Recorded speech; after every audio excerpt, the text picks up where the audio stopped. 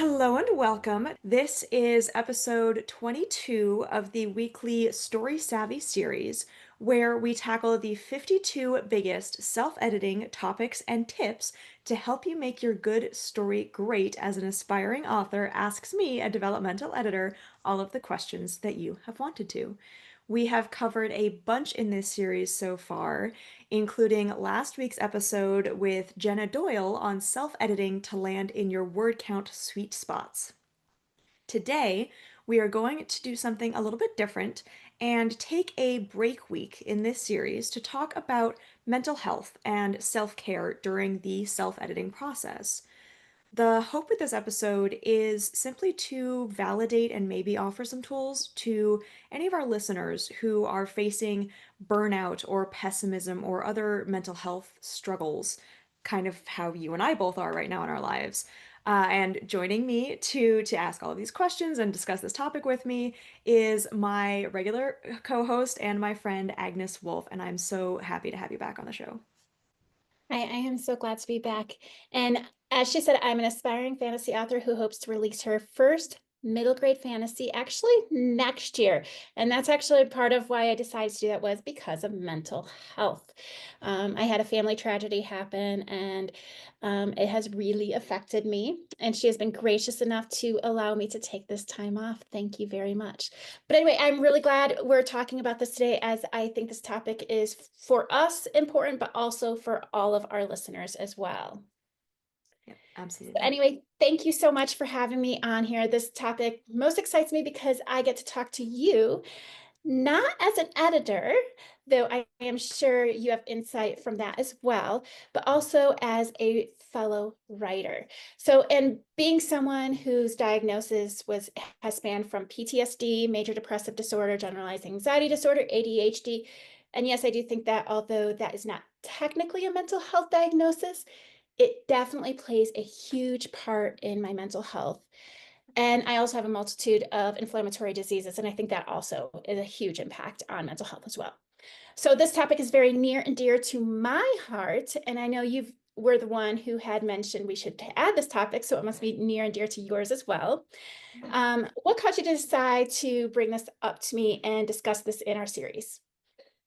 Yes, so mental health is just kind of a topic that's on everyone's mind right now, and my personal sort of palette of those is definitely depression. I've struggled with suicidal ideation in the past, lots of anxiety and PTSD. So I feel like addressing this now is really valuable for where we are in the wider world, but also I find that about halfway through any given project is where I start feeling the most discouraged. So, doing this topic about halfway through this year-long series also feels like it's appropriate and hopefully helpful to anyone who's working through their self-editing with us. Beyond that, most of the writers that I'm talking to in my life, in my profession right now, are really struggling with all-encompassing burnout from the state of the world, and that obviously is going to affect all of our creative or productive endeavors like writing and editing. Lastly, mental health is just a big focus in my life right now. And it was starting to feel over the last few weeks like I kind of needed to talk about this with you and with our clients before we could really move on to other topics. So I know I struggle a lot with mental health issues, as I've already mentioned, especially depression, which is exacerbated by ADHD and just everyday life. Um, During a depressive episode, I have this huge catch-22, and I don't think that I'm unique. Usually I am too depressed to feel motivated to write or self-edit in this case, because I am done with the writing process. I'm self-editing or anything. And I'm going to be honest, after my significant family tragedy, I have not touched my book except for twice in this past week. But I also know that if I write, then I begin to feel better. So it is a catch-22. Like if I write, I will feel better, but I don't want to write because I'm not feeling good. So Yep. for you personally, when you have gone through your down spells, do you take a break from writing or do you force yourself to just write? What do you suggest in general? Yeah, so I've definitely been there, and I can't say that I have a right choice in response to that by any measure, but I usually respond in one of three ways when I'm in a depressive episode. Option one is absolutely to take a step back entirely, especially when so many of the factors causing the slump are external, like it is right now in the world. I feel it's really valuable to remember, at least for myself, that rest is resistance to whatever is happening in your life that's hurting you, and to listen to what your creativity is asking for, even if that's a break or total rest or reading to remind yourself that stories are fun. The second thing that I will sometimes do, which I can reasonably recommend to others if it sounds like a good idea, is to find some way to keep writing or otherwise working on stories in a silly way that has nothing to do with whatever I'm really working on at the moment. So, for example, right now in my life, I am working on a silly Viking series that has zero pressure, and I'm just brainstorming it and I'm reading in the genre and I'm coming up with funny little ideas because that's where my creativity is landing right now, and it keeps me engaged with my identity as a storyteller and keeps those mental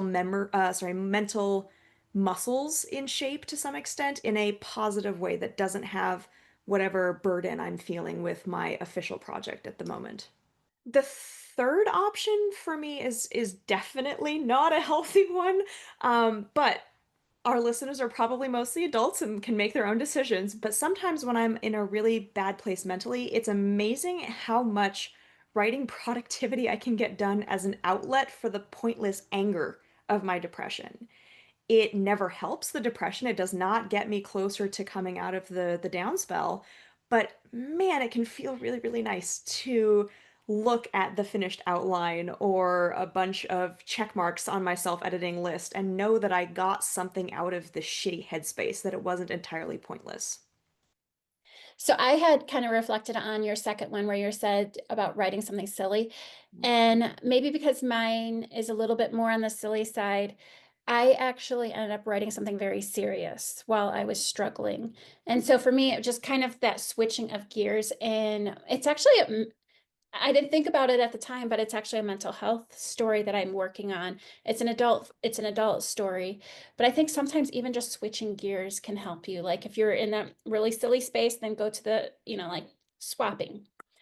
But speaking of creativity and all of that, I do think that there is some truth to creativity and mental health struggles and how they often go hand in hand. And I think there are a lot of reasons for that, such as people who went through childhood trauma may have disassociated or daydreamed a lot in order to get through that trauma. Also, I think that the people who have gone through mental health struggle, my chair is squeaky. Anyway, I think that people who have gone through mental health struggles become more compassionate and understanding. And I think that actually fuels some of our writing as well. Do you feel that mental health issues can actually be an asset to writing or even self-editing? So, while I can't argue with my personal experiences with that and the common testimony to that in the writer ethos, I personally think that it's dangerous to romanticize mental health struggles, especially as authors. The idea that depression is this creative muse is deeply ingrained in our literary mythos, but I've personally found that to also be dangerous. When that belief is held, it can be too easy to avoid seeking our own health and happiness and healing because we hold our creative outpouring or literary legacy, how you're going to be remembered through your stories, in a higher value than those self-care things, even if it's subconsciously. So I think that if you have that kind of background or deal with those ongoing struggles and want to use that in your writing, I highly encourage you to do so. But I would also warn everyone away from seeking trauma or mental health spirals or avoiding treatment, rest, support, healing, anything like that in pursuit of creativity or better writing. I'm sure a dozen literary heroes of the ages will turn over in their graves to hear me say this, but your life and happiness are more important than your story or stories.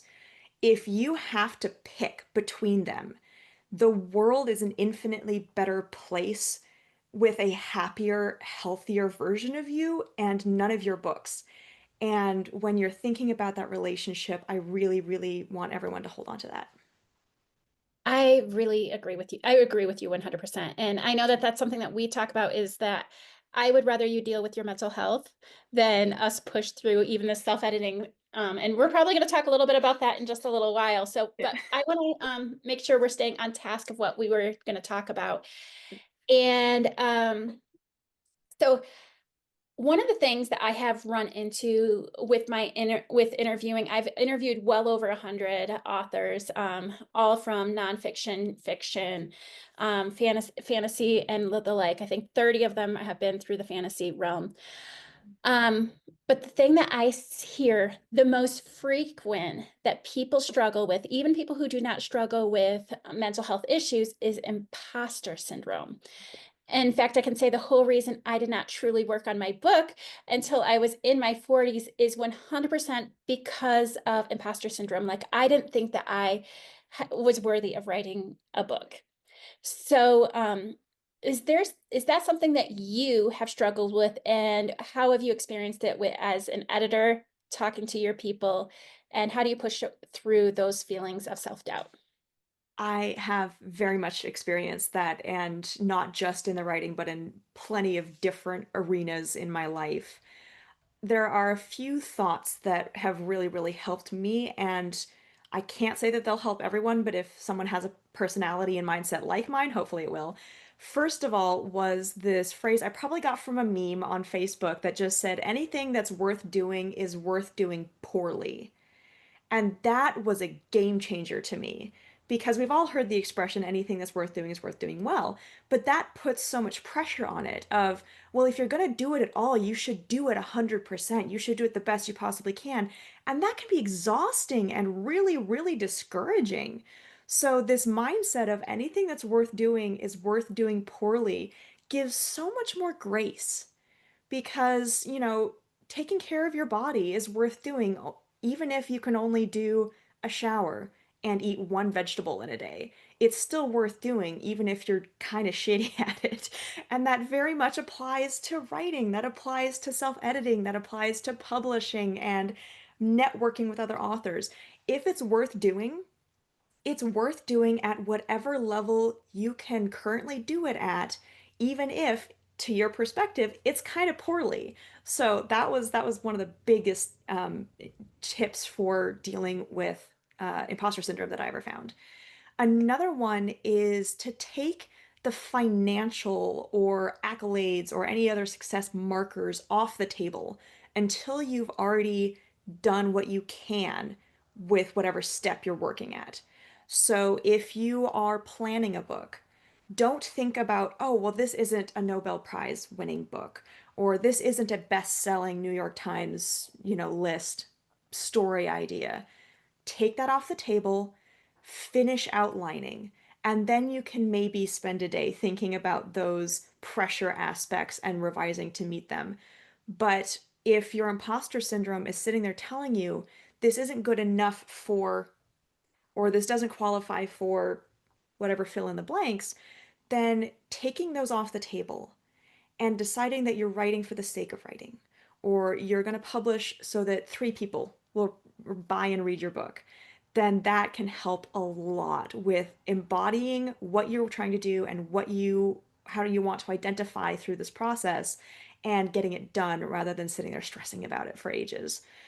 And then legitimately, like one of the best pieces of advice that I've got is going and reading bits of the worst traditionally published books out there, according to your friends, according to the internet, whatever you can find, and then read through them and cringe and laugh and judge your way into a mindset of, geez, if this blowhard asshole who writes like a misogynistic 10-year-old can get published by a big five publisher and get hundreds of reviews that aren't one star, I definitely can.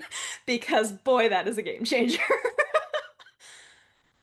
My husband actually has a particular author that he always tells me whenever I feel discouraged. He goes, "Well, if and I'm not going to say the name, if he can be published, he goes, I think that you'll be just fine." And it is somebody who's very, very like I don't want to say it because I'm afraid it'll be somebody's like favorite author or somebody. You'll notice I didn't name any names, but they're out there and you can find those lists. I will say this, and maybe this will be a clue to if you love him, is he uses the word burgeoning a lot. All right. Doesn't ring a bell for me, but it might for one of our listeners. I'll tell you afterwards. How about? Okay. Okay, and this kind of goes along with what we just talked about. So, one of the mental health topics I think we should talk about is perfectionism, Mm. because I know when I was younger, I was a huge perfectionist. I was a straight A student, and I actually will tell people this that one of the main reasons why I am not like a pro traditional schooling is because I was a perfectionist and I got straight A's. And I got straight A's in college, I got straight A's in high school. I was a perfectionist. And I don't think that's healthy. So that is my perspective. So as I've gotten older, I have been able to relax a little bit and realize that, I don't have to be perfect. I can be good enough. Do you feel that perfectionism has affected you in your own writing? And do you see this happening in any of the writers that you work with? For sure. I didn't go through a traditional schooling route, but I was still a perfectionist, absolutely growing up. That applies to dance, that applied to the horse shows that I would do, that applied to craft projects, embroidery, everything was perfectionism. So in my own work, it was largely helped, that perfectionism block was helped by the same things that helped my imposter syndrome, as well as reminding myself constantly that there was no way to get around the fact that I would improve as a writer over time. And writing a million words was kind of the first really notable hurdle in that, which I just couldn't cheat.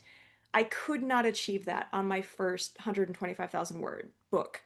So I also promised myself, based off of that, that on the 10-year anniversary of my first series starting to be published, I could do a relaunch with totally revamped books, new covers, everything like that. I have no idea if I will follow through on that.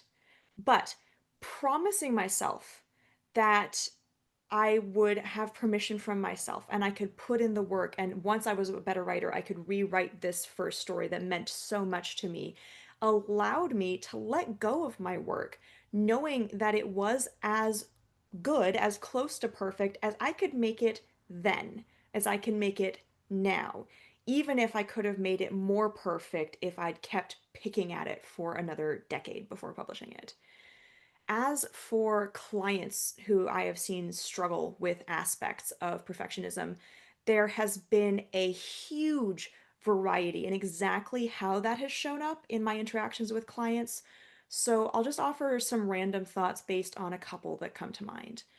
First, if you think your book is perfect, I love that for you. However, never show it to another human being if you want to maintain that. I definitely don't ask another writer or a professional editor or anyone to critique it for you, to give you constructive feedback. They will find flaws, sometimes many flaws. And having a mindset that you have already perfected it dooms you to have a very bad time with that experience. One of the authors that I critiqued, swapped with very early on, long before I started professionally developmental editing, really deeply struggled with this. And I often wonder how on earth they coped with the reality of getting book reviews as an author after you publish. It is impossible to release a book into the world and not have people offering opinions, and they are not all going to be favorable. So In that aspect of perfectionism, you really, really need to accept that perfect is not possible because everyone is an individual who will bring their own perspective and own opinions to the table. Second, uh, yeah, basically, no round of editing, be it self editing or professional editing, can take a manuscript from rough to perfect. You can only ever aim for a solid and noticeable improvement, and then do another round and another round and another round until the diminishing returns on the time and energy spent doing that the next round tips the scales into, okay, this is good enough, let's wrap it up territory.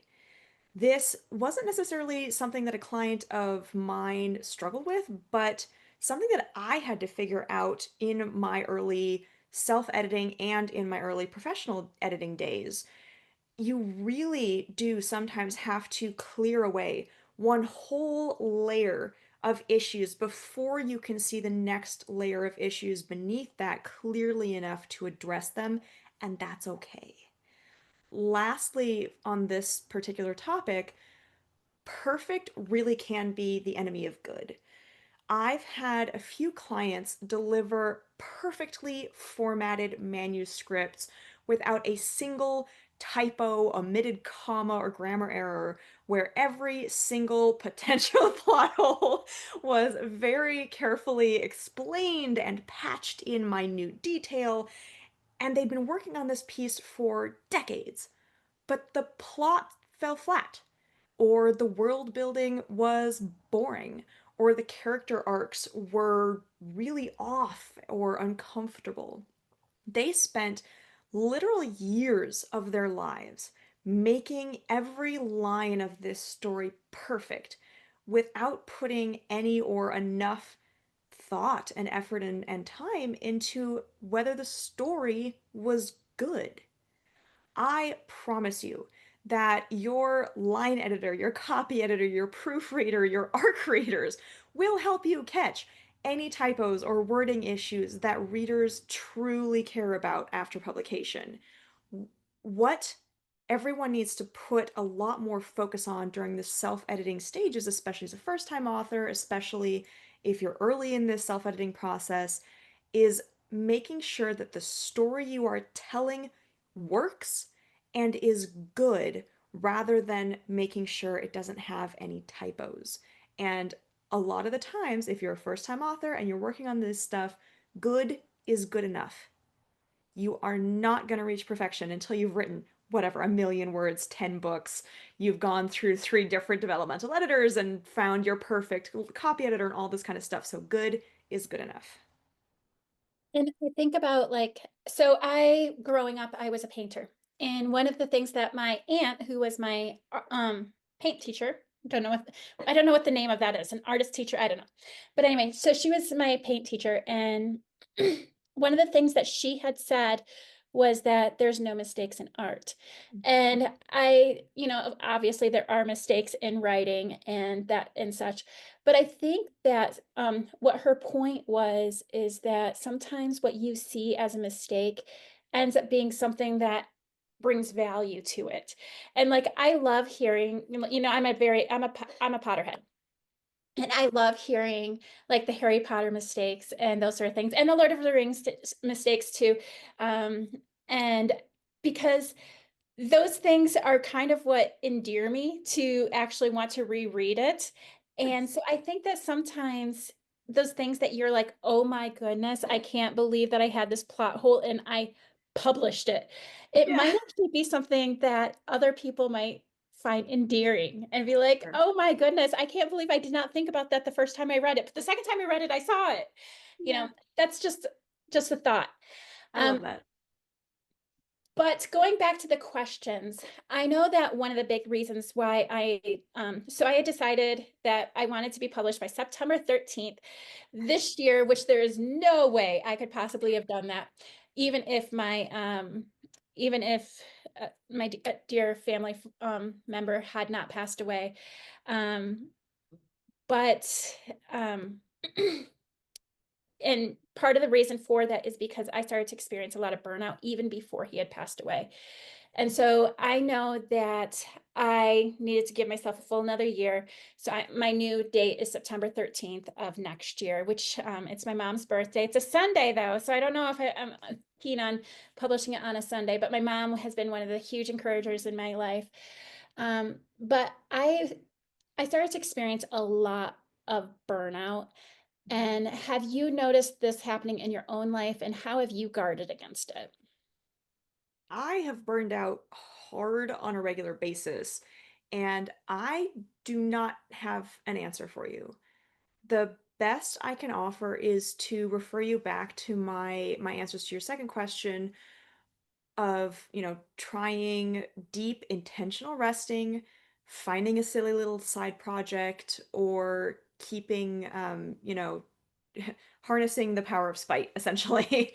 But seriously, if any listeners are struggling with burnout, I'm not the person who can help. I suggest reaching out to friends or family who you trust to give good advice. Go read some Brené Brown on the topic, or if you can afford to talk to a therapist. But this particular writer and editor is right down in the mud with you, and I haven't cracked that code yet. So I know one of the things that I have been told by my husband that has kind of helped me through burnout is he's always asking me, is this a deadline or is this a self-imposed deadline? And Mm, most of my stuff is self-imposed deadlines. sure. And I find that I think I push myself too hard. And I think that's somewhat of the perfectionism in me. Mm, And so I adjust dates. So that's why I adjusted my date to September 13th of next year, is because I still wanted that September 13th. And that gives me a whole nother year to finish editing, find book cover artist, and do all of that fun stuff. That gives me plenty of time. I don't have to rush.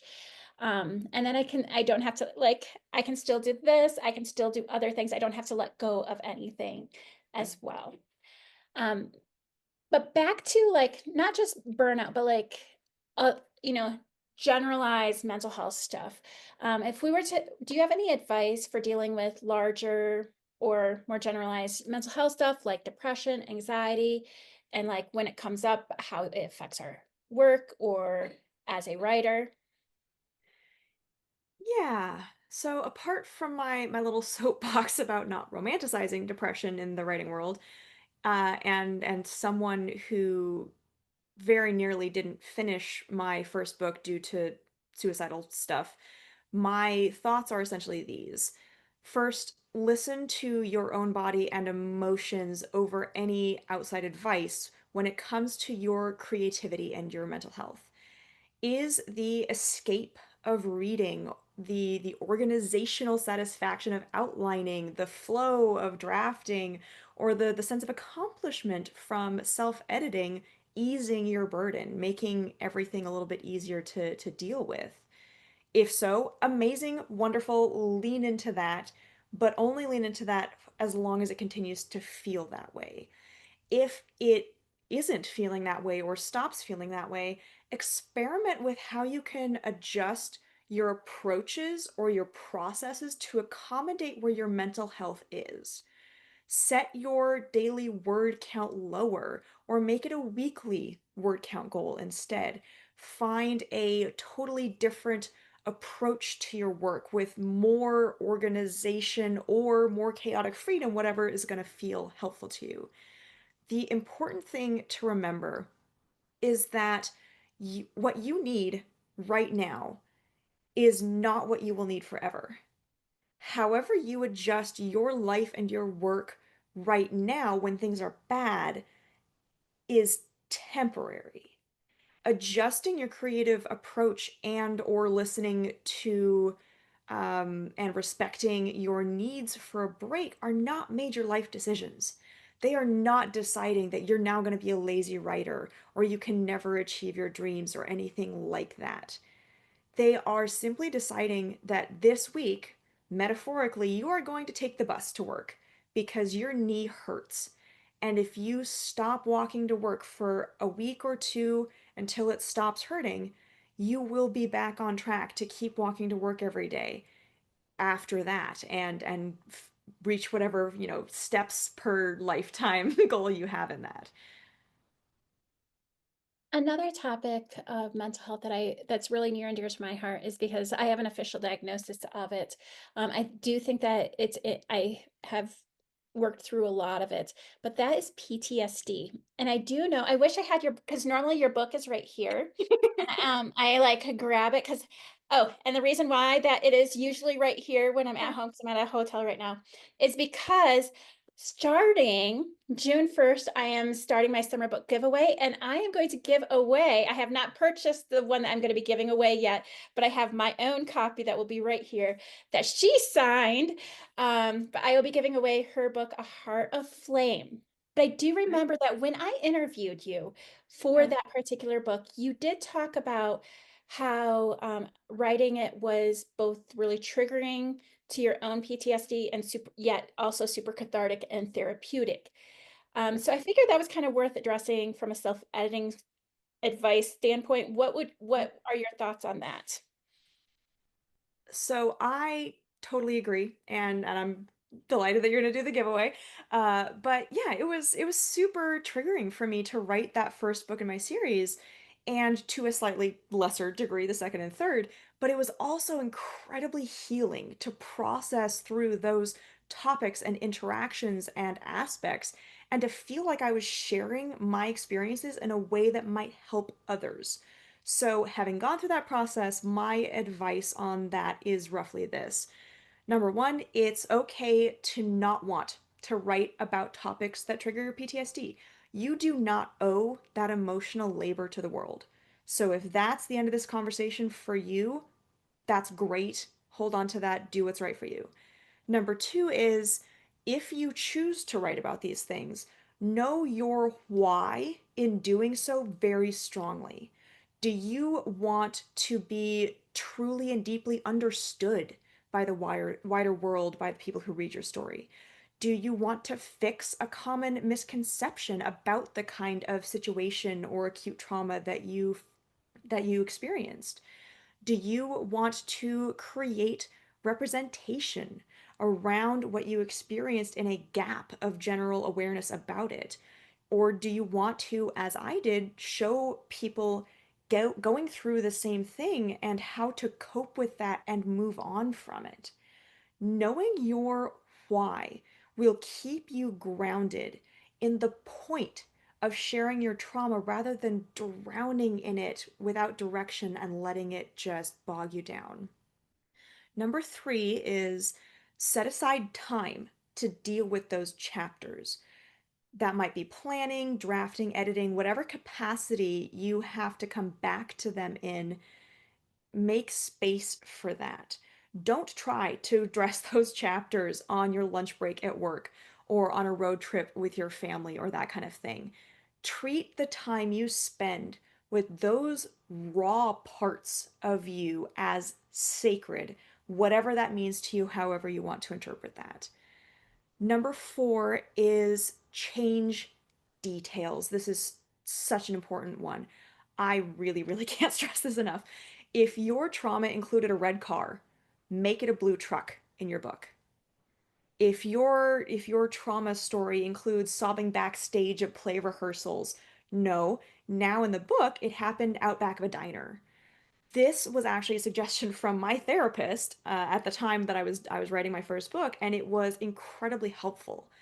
By changing those surface level details without changing the dialogue or the emotional impact, it allowed me to do exactly what I wanted to in regard to my purpose around my trauma, but to do so in a way that left my real life alone and gave me just enough distance from the fictional events that I was able to go over them again and again and again with only a couple of deep breaths in preparation. So I hope that's helpful to any listeners that applies to. I really like the changing the details slightly. One of the adult book that I'm writing, does have some things that I think will be slightly triggering, but I also think it's very important. And I found it interesting that I naturally changed it just enough so that way it didn't mirror mine. And I think you do that for sort of self-protection. But if you forget to do that and you start to feel triggered, I think that's really good tip. Yeah. Um, And I know the next question I have, I know we kind of talked about it with perfectionism. I know we talked a little bit about it with burnout. And it's the whole reason why I ended up changing to September 13th is I personally think as writers, especially those that are choosing to self-publish, we need to recognize that most of the time that our deadlines that we place that stress us out and are they are often very self-imposed. Yeah. And I think we need to recognize that mental health is far more important than meeting any self-imposed deadline, giving ourselves breaks and stepping back, and it can actually improve our writing.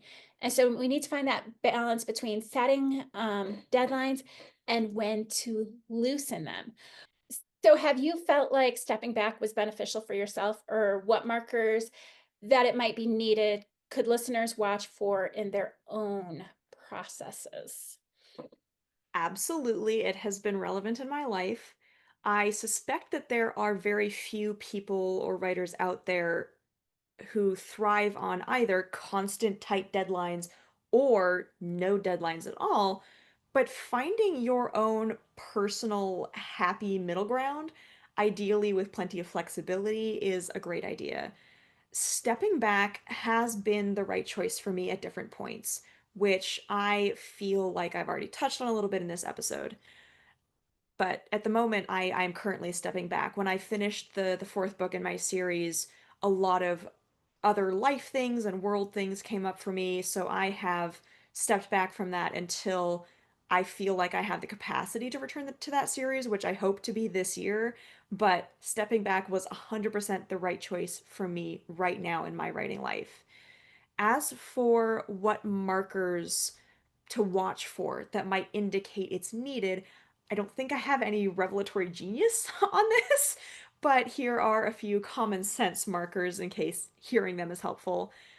First of all, is just a noticeable decline in mental health that is impacting the rest of your life and which is directly caused by your writing or your writing deadlines, your publishing deadlines, or anything related to that has become stressors to you.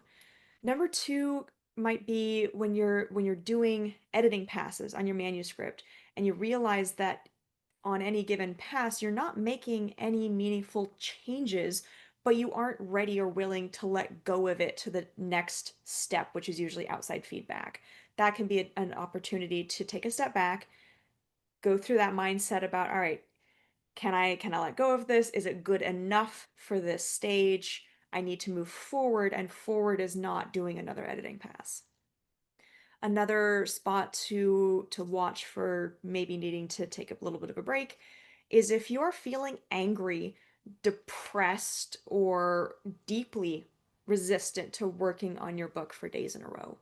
And this, I feel, is probably the most intuitive for most authors. If you want to do literally anything in your life more than work on your book, take a week off because you will not be writing a good story. You will not be improving your story for coming at it with so much resentment that it overshadows why you wanted to write the story in the first place. The last marker I can think of right now is having something come up in your life that overshadows your writing, rightly so, as you've experienced and I've experienced in the past, and like a lot of people are currently experiencing as we try to keep our country from tipping over. That is more important. It is. It is always going to be more important. And unless your writing is your escape and the way that you are surviving the external things, then it is entirely okay. And I'm going to personally encourage you to take a step back until you feel like you can engage with your writing in a way that helps you and maybe helps your world. But prioritize and do so smartly.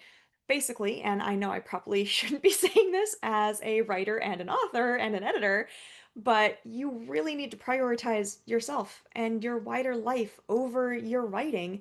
And while it is important to come back to it when you can and when you have that space for it, if your writing goals require you to finish writing or finish editing or anything like that, in general, that scale between real world, real life, and writing and creativity has a lower balance point than you might think. It doesn't take a literal catastrophe to be worth stepping back on your writing to prioritize other things.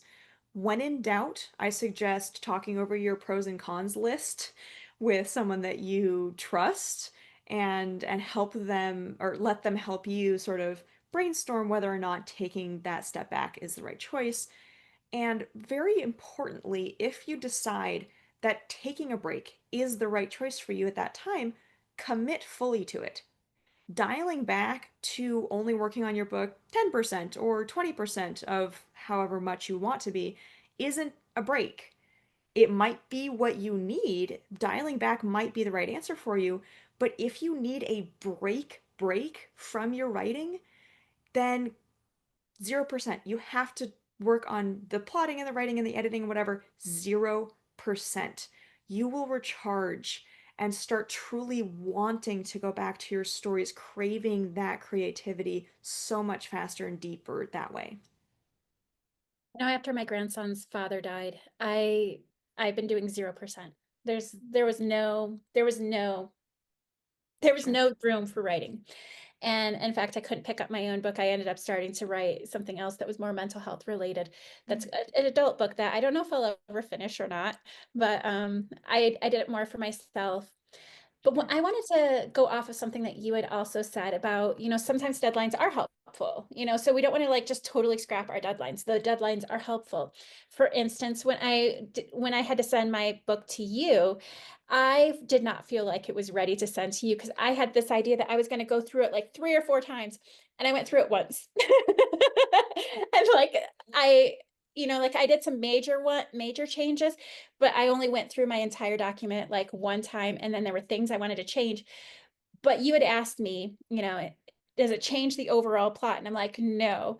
And I'm actually glad that I said it the way that I did, because then the feedback I got kind of confirmed what I already thought, but you gave me more advice, which is on what I was already going to change. So it actually benefited me. So I think deadlines are good. Yeah. But I wanted to do one more thing about people who are traditional writers. So I have talked to a lot of authors, and they've been traditional, hybrid, and self-published authors. And the one thing that I have found, because a lot of my talking with authors are actually outside of the interviews, and we often talk about some of their struggles that they didn't necessarily want to share on the Mhm. interview. But a lot of the traditional publishers have actually said that they were able to have deadlines changed. And I think that's one thing that to think about if you are doing traditional publishing and you're like, my mental health is really struggling here and I have this deadline, ask for the extension. Yeah. Just ask for it. And like I could have asked Rebecca if I was mentally healthy at that time, but I'm sure I could have been like, hey Rebecca, you know what? Can we push it back a month? I'm really struggling here. And she would have been like, yes. 100%. Yeah. But for me, at the time, my husband was like, just send it. It's good enough. Just Mhm. she's your editor. She will tell you what to do. But that's just I wanted to add that about traditional publishing because I had focused on the self-published. But even if you are working with real deadlines, you can ask for an extension.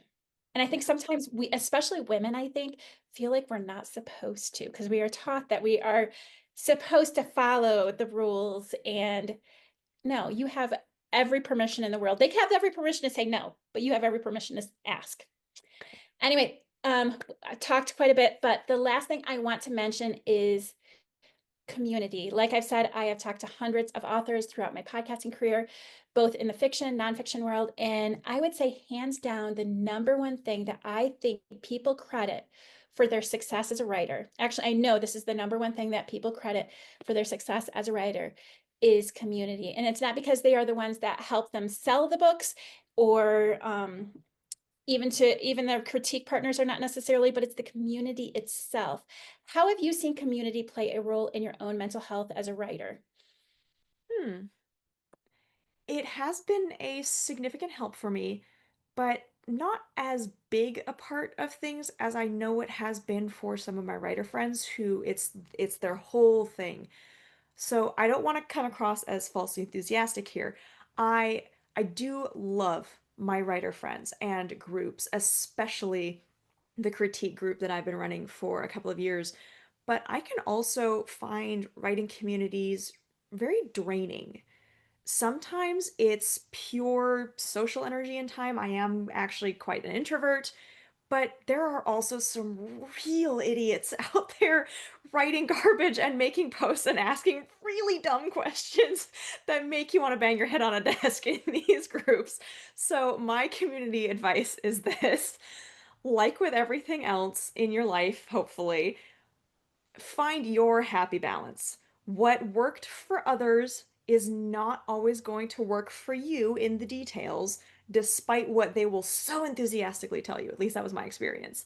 Number two is don't pay a lot of money to have a community, be that courses or guilds or subscription club websites, at least not until you have found three free communities that you really connect with, because there are sites out there, there are guilds, there are programs that I have lost a lot of money to that promise you this community that everyone is talking about that you need to have, and they are scams. So find some free options, get a sense for what you really want, what works for you, what you need, and then if you really, really find something that looks perfect, just be aware that the higher price tag does not necessarily mean that it's a better option.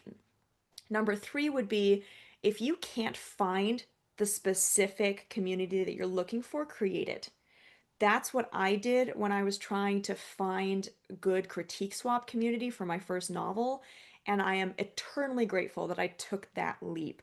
I love that group so much more than anything else because I molded it in my image, and there were, I don't know, nearly 100 people out there who were looking for the exact same thing, which is beautiful. Number four is you are never in competition with the other writers that you are networking with. Seriously.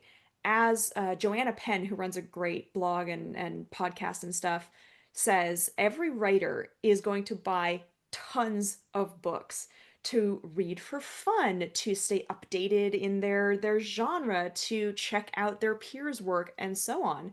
To quote her more or less directly, but possibly misquote, if you want there to be more readers in the world, encourage more people to write.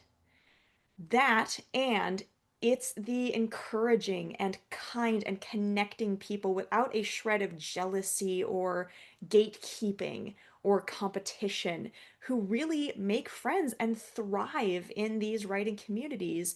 And you want to be one of those people. You do not want to be the bitter, the bitter guy sitting there in the corner going, but my work is better and you did this wrong. You want to be the person who is going on and going, I loved that. If you wanted to tweak one thing, here's the thing, since you were asking for feedback, but I liked this aspect and this aspect. And did you hear about this group? You could probably ask in there and they'd give you lots of help. You want to be that person.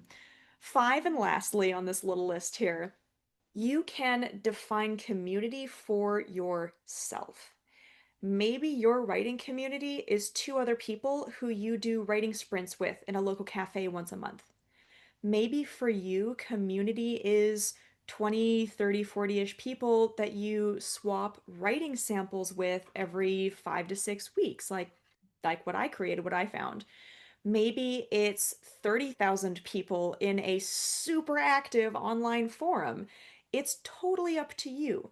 And finding the right fit for you that accommodates whatever mental health stuff you're dealing with, that accommodates your personality and your energy and all that kind of stuff, is vital in getting what you're supposed to out of community as a writer. I think for me, the community that I have developed that I really appreciate um, is just a few people. And like I have a lot bigger community because I have the podcast but I kind of take like building my community the same way I build my friends is I think about how do they make me feel? And like I have my people who will insult my writing and who will like critique it and who will be honest. But like I also need those community that will make me feel good. Like that will encourage me. And that doesn't mean that they're going to lie to me about my book or anything like that. And you can find a lot of people who will tell you, who will be brutally honest with you. You don't need those in your community necessarily. But I'm talking about like the people that will like tell you it's okay to take a break or who will say, no, you got this girl, and that Yeah. sort of stuff. I think for me, that's the community I want, and it's only a handful of people I have. Yeah. I met some through the podcast, I've met some in real life, and that's to me, that's what I want, and that's what has really helped me with my own mental health. But anyway, Rebecca, thank you so much for your insight. It has helped me so much. I really do appreciate it. Thank you for this topic as well. Yes, thank you for being willing to go off the rails a little bit on this one. And I really do hope that it was helpful to the listeners. I know it was helpful to me. So, next week on the podcast, we will return to good old solid storycraft and go over the importance of checking your plot twists in self-editing your novel. For now, I would really like to thank everyone for following along with this series. We'd really appreciate it if you could help us out by liking and subscribing to the Heartbound Editing Podcast and the Author's Alcove Podcast, where you can find lots more content for fantasy authors and readers and maybe find some to connect with beyond this joint series. And yeah, thank you so much. I'm so happy to have you back on the show, and I look forward to finishing out this series this year. And I can't wait to chat with you again next week. And I just want to plug this real quick. If you go to authorsalcove.org, we are having a Heart of Flame. Do you have your book behind you somewhere? I do, Yeah. it's buried out down here. Oh, it's there. Okay. We have I would normally have it like right here. A Heart of Flame is being put on there, and you guys can try to win it. So that should be by the time this one comes out, it should already be on there. Thank you so much, Rebecca.